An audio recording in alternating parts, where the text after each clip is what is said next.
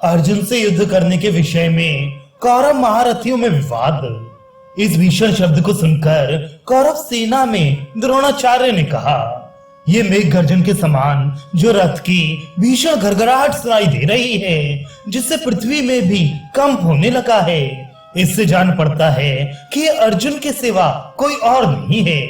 देखो, हमारे शस्त्रों की कांति फीकी पड़ गई है, घोड़े भी प्रसन्न जान नहीं पड़ते और अग्निहोत्रों की अग्नियां भी प्रकाशहीन सी हो रही हैं। इससे जान पड़ता है कि कोई अच्छा परिणाम नहीं होगा। सभी योद्धाओं के मुख निस्तेज और मन उदास दिखाई देते हैं। अतः हम गौओं को हस्तिनापुर की ओर भेजकर व्यूह रचना करके खड़े हो जाएं। अब राजा दुर्योधन ने भीष्म, द्रोण और महारथी कृपाचार्य से कहा, मैंने और कर्ण ने आचार्य चरण से ये बात कई बार कही है और फिर भी कहता हूँ, पांडवों से हमारी ये बात ठहरी थी कि जुए में हारने पर उन्हें 12 वर्ष तक वन में रहना पड़ेगा तथा 1 वर्ष तक किसी नगर या वन में अज्ञातवास करना पड़ेगा। अभी इनका 13वां वर्ष पूरा नहीं हुआ है और यदि उसके पूरे होने से पहले ही अर्जुन हमारे सामने आ गया है तो पांडवों को 12 वर्ष तक फिर वन में रहना पड़ेगा। इस बात का निर्णय पितामह भीष्म कर सकते हैं। इसके सिवा एक बात ये भी है कि इस रथ में बैठकर चाहे मत्स्यराज विराट आया हो चाहे अर्जुन, हमें तो सबसे लड़ना ही है। ऐसी ही हमारी प्रतिज्ञा भी है। फिर ये भीष्म, द्रोण, कृप, विकर्ण और अश्वत्थामा आदि महारथी इस प्रकार निरुत्साह होकर क्यों बैठे हैं? इस समय सभी महारथी घबराए से दिखाई देते हैं, किंतु युद्ध के सिवा और कोई बात हमारे लिए हितकर नहीं है। इसलिए आप सब अपने मन को उत्साहित रखें। यदि देवराज इंद्र और स्वयं यमराज भी संग्राम करके हमसे गोदन छीन लें, तो ऐसा कौन है जो हस्तिनापुर लौटकर जाना चाहेगा? दुर्योधन की बात सुनकर कर्ण ने कहा, आप लोग आचार्य द्रोण को सेना के पीछे रखकर युद्ध की नीति का विधान करें। देखिए ना, अर्जुन को आते देखकर ये उसकी प्रशंसा करने लगे हैं। इससे हमारी सेना पर क्या प्रभाव पड़ेगा? इसलिए ऐसी नीति से काम लेना चाहिए जिससे हमारी सेना में फूट ना पड़े। उसी समय इनके घबराने से सारी सेना अव्यवस्थित हो जाएगी। इस समय हम विदेश में हैं और बड़े भारी जंगल में पड़े हुए हैं। गर्मी की ऋतु है तथा शत्रु हमारे सिर पर आ बोला है। इसलिए ऐसी नीति का आश्रय लेना चाहिए जिससे हमारी सेना घबराहट में ना पड़े। आचार्य तो दयालु, बुद्धिमान और हिंसा से विरुद्ध विचार वाले हुआ करते हैं। जब कोई बड़ा संकट आ पड़े तो इनसे किसी प्रकार की सलाह नहीं लेनी चाहिए। पंडितों की शोभा तो मनोरम महलों में, सभाओं में और बगीचों में चित्र विचित्र कथाएं सुनाने में है, अथवा बलवैश्य देव आदि के द्वारा अन्न का संस्कार करने में तथा कीट आदि गिर जाने से उसके दूषित हो जाने पर भी पंडितों की सम्मति काम ले सकती है। अतः शत्रु की प्रशंसा करने वाले इन पंडित लोगों को पीछे की ओर रखकर ऐसी नीति का आश्रय लो जिससे शत्रु का नाश हो। सब गौओं को बीच में खड़ी कर लो, उसके चारों ओर व्यूह रचना कर दो तथा रक्षकों को नियुक्त करके रण क्षेत्र को संभाल रखो, जहां से कि हम शत्रुओं से युद्ध कर सकें। मैं पहले प्रतिज्ञा कर ही चुका हूँ।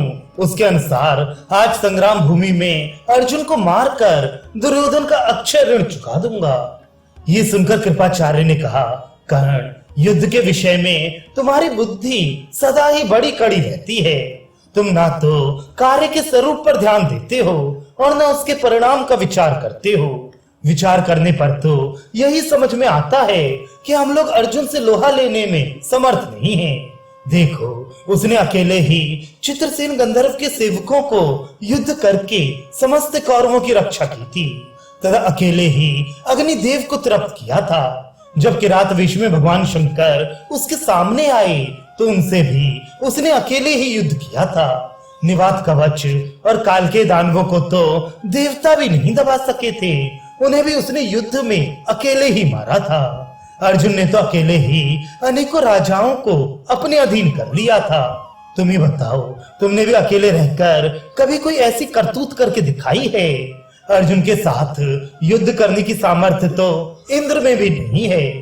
तुम जो उसके साथ भिड़ने की बात कह रहे हो, इससे मालूम होता है तुम्हारा मस्तिष्क ठिकाने पर नहीं है। इसकी तुम्हें दवा करानी चाहिए। हाँ, द्रोण, दुर्योधन, भीष्म, तुम, अश्वत्थामा और हम सब मिलकर अर्जुन का सामना करेंगे। तुम अकेले ही उससे भिड़ने का साहस मत करो। इसके बाद अश्वत्थामा ने कहा, अभी तो हमने गौओं को जीता भी नहीं है और ना हम मत्स्यराज की सीमा पर ही पहुंचे हैं। हस्तिनापुर भी अभी बहुत दूर है, फिर तुम ऐसे बढ़ चढ़ कर बातें क्यों बनाते हो? दुर्योधन तो बड़ा ही क्रूर और निर्लज्ज है। नहीं तो जुए में राज्य जीतकर भला किस क्षत्रिय को संतोष होगा? अतः जिस प्रकार तुमने जुआ खेला था, इंद्रप्रस्थ को जीता था और द्रौपदी को बलात् सभा में बुलाया था, उसी प्रकार अब अर्जुन के साथ संग्राम करना। अरे काल, पवन, मृत्यु और बड़वानल जब कोप करते हैं तो कुछ न कुछ शेष छोड़ देते हैं, किंतु अर्जुन तो कुपित होने पर कुछ भी बाकी नहीं छोड़ता। अतः जिस प्रकार तुमने व्यूस सभा में शकुनी की सलाह से जुआ खेला था, उसी प्रकार तुम मामा जी की देखरेख में ही अर्जुन से लड़ लो। भाई, और कोई भी वीर युद्ध करे, मैं तो अर्जुन से लड़ूंगा नहीं। यदि गौएं लेने के लिए मत्स्यराज विराट आया तो उससे मैं अवश्य युद्ध करूंगा। फिर भीष्म पितामह बोले, अश्वत्थामा और कृपाचार्य का विचार बहुत ठीक है। कर्ण तो क्षत्रिय धर्म के अनुसार युद्ध करने पर ही तुला है। किसी भी समझदार आदमी को आचार्य द्रोण पर दोष नहीं लगाना चाहिए। और जब अर्जुन हमारे सामने आ गया है तो आपस में विरोध करने का अवसर तो ये है ही नहीं। आचार्य कृप, द्रोण और अश्वत्थामा को भी इस समय क्षमा ही करना चाहिए। बुद्धिमानों ने सेना से संबंध रखने वाले जितने दोष बताए हैं, उनमें आपस की फूट सबसे बढ़कर है। दुर्योधन ने कहा, आचार्य चरण, इस समय क्षमा करें और शांति रखें। यदि इस समय गुरुदेव के चित्त में कोई अंतर न आया, तभी हमारे आगे का काम बनाना संभव है। तब कर्ण, भीष्म और कृपाचार्य के सहित दुर्योधन ने आचार्य द्रोण से क्षमा करने की प्रार्थना की। इससे शांत होकर द्रोणाचार्य ने कहा, शांतु नंदन भीष्म ने जो बात कही है, मैं तो उसे सुनकर ही प्रसन्न हो गया था। अच्छा, अब युद्ध की नीति का विधान करो। दुर्योधन को पांडवों के 13वें वर्ष के पूरे होने में संदेह है, किंतु ऐसा हुए बिना अर्जुन कभी हमारे सामने नहीं आता।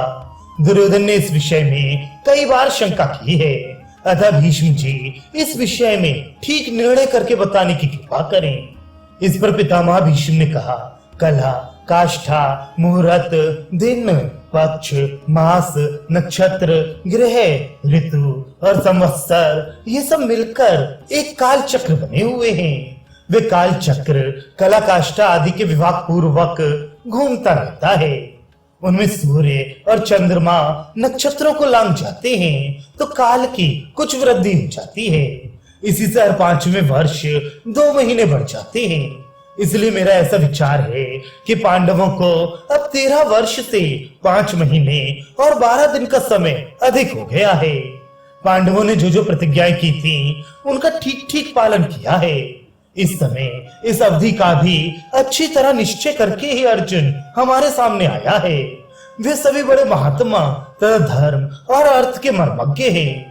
भला युधिष्ठिर जिनके नेता हैं, वे धर्म के विषय में कोई चूक कैसे कर सकते हैं?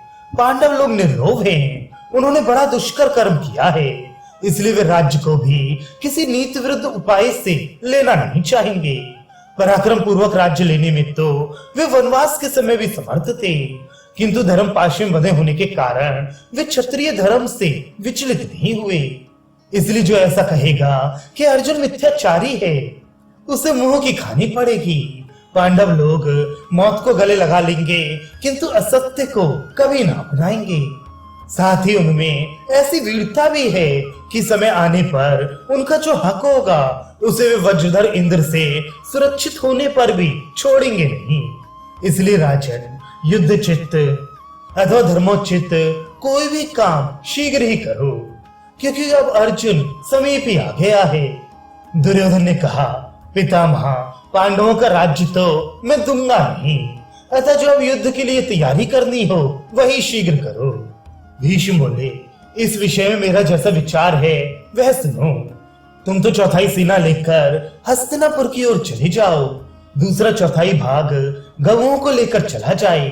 शेष आधी सेना के साथ हम अर्जुन का मुकाबला करेंगे। अर्जुन युद्ध के लिए आ रहा है, अतः मैं, द्रोणाचार्य, कर्ण, अश्वत्थामा और कृपाचार्य उससे युद्ध करेंगे। पीछे यदि राजा विराट या स्वयं इंद्र भी आएगा तो जैसे तट समुद्र को रोके रहता है, उसी प्रकार मैं उसे रोक लूंगा। महात्मा भीष्म की ये बात सभी को अच्छी लगी। फिर कौरवराज दुर्योधन ने भी वैसा ही किया। भीष्म ने पहले तो दुर्योधन और गवों को विदा किया, उसके बाद मुख्य मुख्य सेनानियों की व्यवस्था करके व्यूह रचना आरंभ की। उन्होंने कहा, द्रोण जी आप तो बीच में खड़े हुए, अश्वत्थामा बाईं ओर रहे, मतिमान कृपाचार्य सेना के दाहिने पार्श्व की रक्षा करें, कर्ण कवच धारण करके सेना के आगे खड़े हों और मैं सारी सेना के पीछे रहकर उसकी रक्षा करूंगा।